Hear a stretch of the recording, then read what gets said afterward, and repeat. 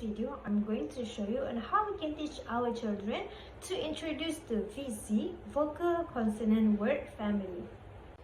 There are 3 simple steps for us to do this activity.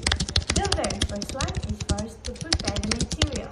So here is the written material. As you can see here, I write the word family over here, and then I also colored the line of the word family.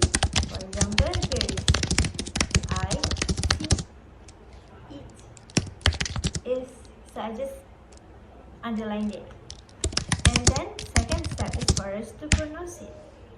As we pronounce it, we can point to the word.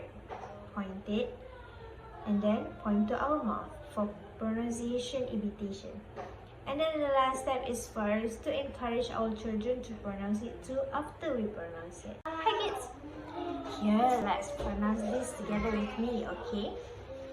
This is bin.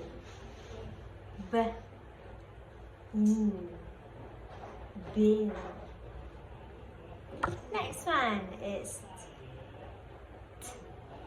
tip, tip. Good try.